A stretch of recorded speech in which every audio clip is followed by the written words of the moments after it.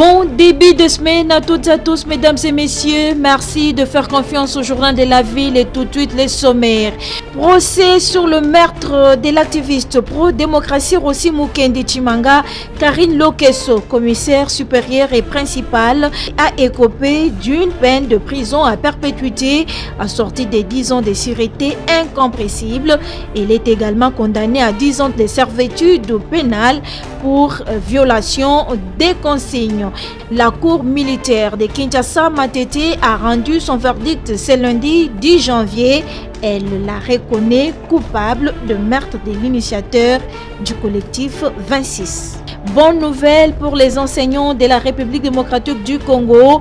Le ministre de l'enseignement primaire, secondaire et technique annonce la suppression de la taxe hyper sur leur salaire de ce mois de janvier. C'était au cours de sa première réunion hebdomadaire tenue de l'année 2022.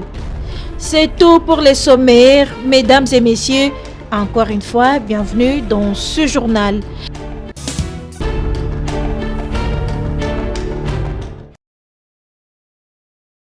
Le professeur Tony Mwabakazadi, ministre de l'enseignement primaire, secondaire et technique, a tenu la toute première réunion de l'année 2022 avec tous les cadres de l'administration de son ministère. D'entrée de jeu, le ministre de l'EPST, le professeur Tony Mwaba, a présenté ses vœux le meilleur à tous les participants à cette réunion hebdomadaire de l'année 2022. Pour le ministre de l'EPST, nous venons d'entamer une nouvelle année civile, année 2022. Je souhaiterais vraiment que cette année soit consacrée sérieusement au travail, à l'EPST.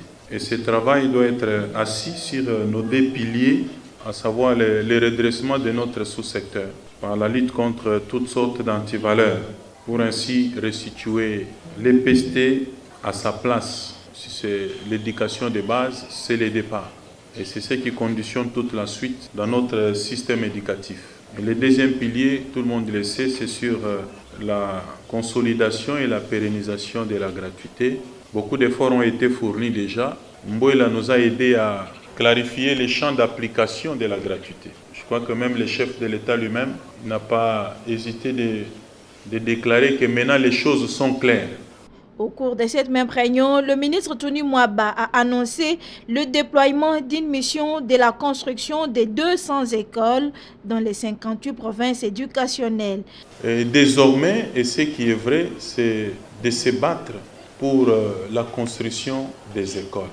C'est vraiment une urgence pour essayer de désengorger les salles de classe. Signalons par ailleurs que depuis sa prise de pouvoir en avril 2021, le ministre de l'EPST, le professeur Tony Mwabakazadi, a instauré la réunion hebdomadaire de l'administration centrale.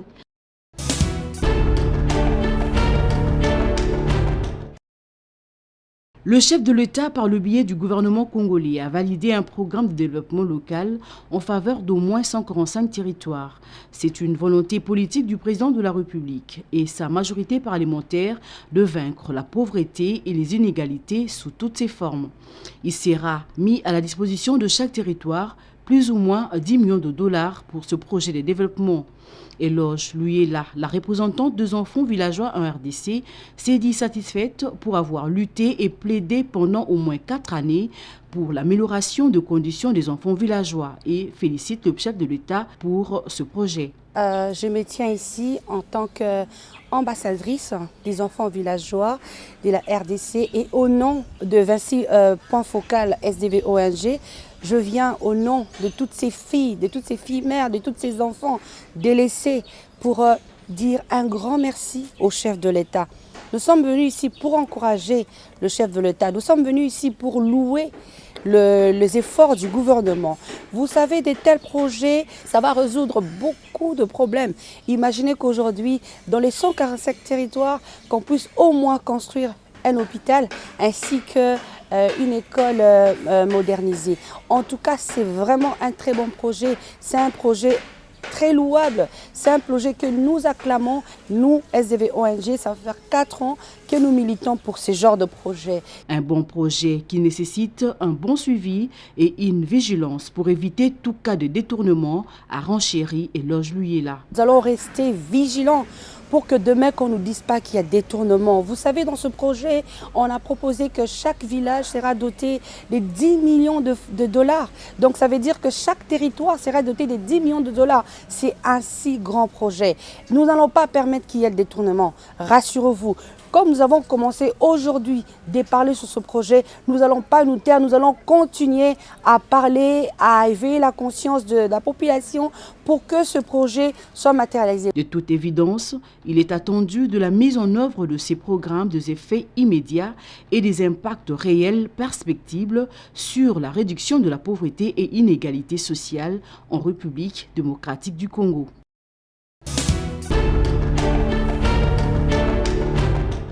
Nouvelle année 2022, la Ligue de femmes pour le développement et l'éducation à la démocratie, l'IFDED, campe dans ses habitudes, sensibilise les femmes à s'engager dans la politique et dans des différentes associations pour faire entendre leur voix. Voilà ce qui justifie cette première matinée de communication et d'information organisée ce lundi 10 janvier à son siège situé à Kinkole, dans la commune de Lancélé, sous le thème « L'importance de l'engagement politique de la femme ». Une équipe de femmes venues de 5 communes, à savoir Massina, Ndili, Kimanteke, Ntele et Maluku, ont eu l'opportunité de connaître les obstacles qui les bloquent à s'engager dans la politique et prendre des décisions fermes pour se lancer sans complexe, et surtout que les élections de 2023 sont proches. Très heureuses, les femmes remercie la LIFDED pour l'initiative. Efungoli biso mayele c'est que biso na mibali to boy autorité na bangote mais pona misala ce que to telemi biso mibali to sa capable. Formation oyo e ko pesa ngai makasi moko ya koyeba ke nonga pe naza capable ya kokota pona ko défendre société na biso pona ko défendre pays na biso. Et la coordonnatrice de la Ligue de femmes pour le développement et l'éducation à la démocratie, Grace Lula Amba, revient sur l'importance de cette première rencontre de l'année avec les femmes. La journée d'aujourd'hui de sensibilisation et information pour les tables rondes qui étaient restées sur notre programme, c'était d'abord de briser le glace, faire sortir les femmes de ce carcan dans lequel elles sont enfermées, qu'elles se rendent compte que Dieu lui-même qui l'a créé, l'a responsabilisé de la même manière qu'il a responsabilisé l'homme. Dieu lui-même a investi la femme du pouvoir de dominer, y compris en travaillant dans l'espace public, dans la politique, en prenant des décisions, en s'exprimant, en donnant son opinion. Cette sensibilisation et conscientisation des femmes de la Tchangou à s'engager dans la politique et dans des organisations appuyées par NED va s'étendre avec les coachings de formation et des mentorats, et elles seront orientées par la LIFDED, à marteler la coordonnatrice de la LIFDED, Grace Lula Amba.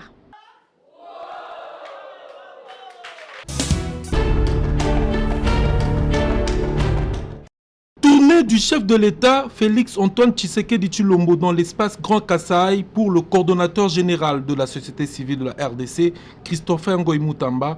Il était plus que nécessaire et impérieux pour le président de la République de faire ce déplacement dans le Congo profond afin de se rendre compte de la vraie situation que traverse son peuple, mais aussi de communier avec ce dernier. La population attendait ça. Ça fait plus de 2 ans que le président est à la tête du pays. Le Kasaï, c'est le cœur même du Congo. Et il a choisi la période de fin d'année, début d'année, pour aller communier avec cette population. Toucher du doigt les réalités, échanger, recevoir les desiderata. Je crois que c'est un exercice qui s'impose lorsqu'on est président de la République. Nonobstant les critiques acerbes et un acharnement viscéral à travers une campagne de diabolisation orchestrée par ses pourfendeurs sur les réseaux sociaux, le garant de la nation a été accueilli en triomphe, drainant une foule compacte, renchérit le numéro 1 de la SCRDC qui a personnellement vécu ces événements. au regard de tout ce qui était débité sur les réseaux sociaux, on disait, on montrait de petites vidéos où la population était exaspérée. Et nous disions peut-être qu'ils ne vont pas réserver un accueil chaleureux au chef de l'État, mais nous avons trouvé que la tradition a été respectée. Lorsque un enfant revient à la maison, et on l'accueille d'abord. Le plus important, c'est d'abord de l'accueillir. Et il a été très bien accueilli en tant que fils du terroir. Et deuxièmement, il a apporté un message. La population s'est déplacée massivement. Malgré tout ce qu'on lui avait débité, malgré qu'elle avait l'esprit gavé avec beaucoup d'intoxication et tout, mais elle s'est déplacée massivement. En sus, Christopher Ngoy Moutamba appelle le peuple congolais à être conscient, vigilant et patient, à ne pas suivre les oiseaux de mauvais augure en mal de positionnement et qui enveniment l'opinion à travers les réseaux sociaux.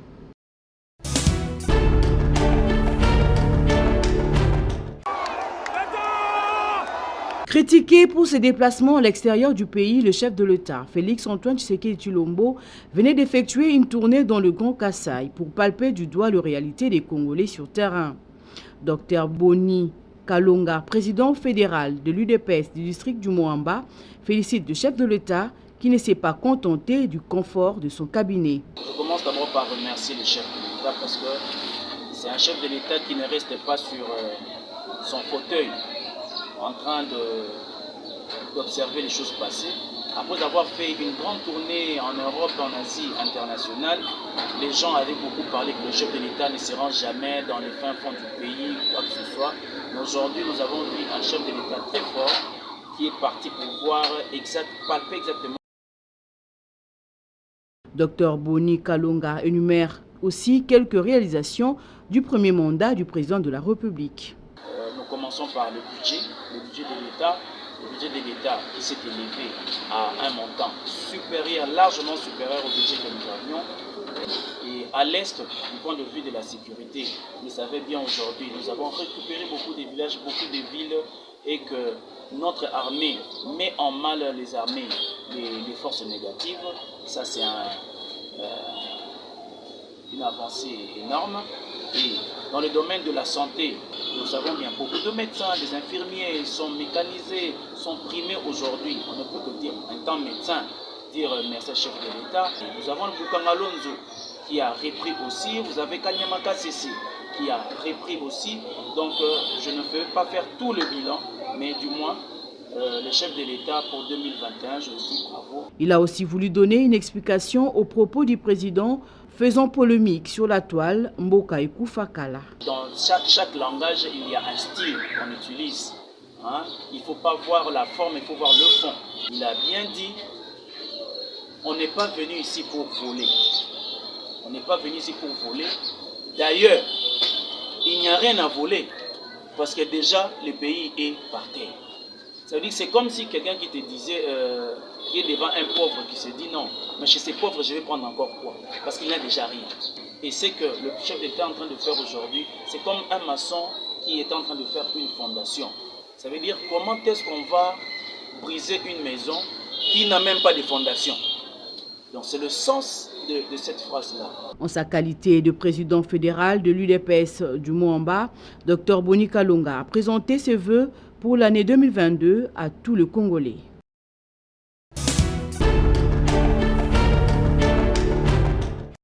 Le conseil communal de la jeunesse des Bombos a procédé à la cérémonie d'échange de vœux ce samedi 8 janvier 2022. C'était également pour le conseil communal de la jeunesse des Bombos de faire le bilan de l'année 2021, comment le conseil a fonctionné et quel est le travail abattu durant l'année passée et projeter les nouvelles actions pour cette nouvelle année 2022. Le président du conseil communal de la jeunesse des Bombos, Germain Guindou, revient sur l'importance de cette première rencontre de l'année.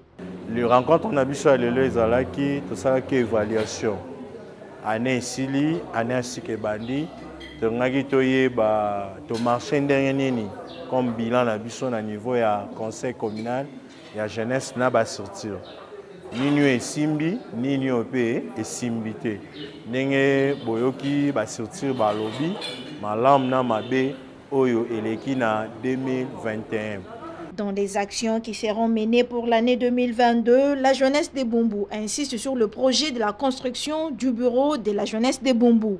Oyo tonito projeté ezaka que 2022 il y a des activités autorossales ensemble na bourgmestre na biso ensemble na basurtir de okende liboso.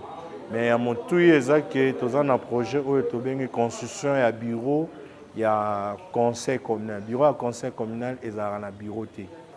Travaillera baza ba locataire na niveau ya service à jeunesse mais ça déjà après ya kotonga bureau manque ya espace oyo tozobuna na bande waseni ya boum ne nazo lancer appel déjà na président Seni et qui a interpellé na bande kwa bureau ya Seni ya Bumbuke batike la biso espace na biso ya jeunesse au sengé totonga bureau na biso nous les jeunes de la commune de Boum. Monsieur le gouverneur aussi, à Tel-Abisso Likambo, ensemble avec le bourgmestre de la commune Abisso, pour que Tomika Otonga bureau Nabisso. Profitant de l'occasion, Germain Guindou souhaite une bonne année à toute la jeunesse de Bumbu et au bourgmestre de cette commune. Meilleur venu à bourgmestre Nabisso, Rossi Kiwa, na charge au Bapessier 2022, ils ont année action, monsieur le bourgmestre. En mission dans le Kasaï central, précisément à Kananga, le directeur général de la SNEL SA, Jean Bosco Kayombo Kayong, accompagné par une forte délégation, avait visité la centrale thermique de Kananga, un ouvrage d'utilité publique qui nécessite plus de moyens pour son fonctionnement, entre autres du carburant pour desservir le ménage et les industriels 24 heures sur 24. Il s'agit ici de 3 nouveaux groupes acquis dans le cadre du programme de 100 jours sur financement propre de la SNEL SA, ainsi que 2 autres anciens qui produisent jusqu'à 5000 kVA en termes de puissance installée. Pour son essai, la SNEL SA a pu disponibiliser 125 mètres cubes de carburant pour assurer la desserte. Confirmation faite par le DG de la SNEL SA, Jean Bosco Kayombo Kayong, lors d'un point de presse en présence de la société civile de Kananga et la presse. Il a pour ce faire rendu premièrement hommage au président de la République pour sa tournée dans le Grand Kasaï. Pour nous, ce que nous pensons, nous voulons relancer et redynamiser l'alimentation de la ville de Kananga. Et pour ce faire, nous savons que le besoin est là, mais nous devons, en attendant que KTD puisse venir, nous devons utiliser ce que nous avons. Donc ce que nous avons pour le moment, c'est la centrale thermique de Kananga, qui a pour le moment, comme j'ai dit, 5 MW installés. Donc nous pouvons utiliser 80% de cette puissance. Le DG de la SNEL a invité les abonnés à souscrire au paiement régulier de factures pour ne pas connaître la rupture de l'énergie électrique. Ce sont des nouveaux groupes qui sont appelés à fonctionner. Pour qu'ils fonctionnent, il faut nous garantissions l'approvisionnement en carburant, il faut nous garantissions la maintenance, et pour garantir l'approvisionnement et la maintenance, il faut que les consommateurs payent l'électricité. C'est la garantie. Cette garantie, c'est le consommateur qui peut la donner à la SNEL. La SNEL, elle est là. Si le consommateur paye, nous garantissons le fonctionnement, c'est notre mission. Le déficit en énergie électrique étant énorme, mettre en contribution la centrale thermique permettra de répondre aux besoins de fonctionnement de la nouvelle usine de captage d'eau de la Régie des eaux.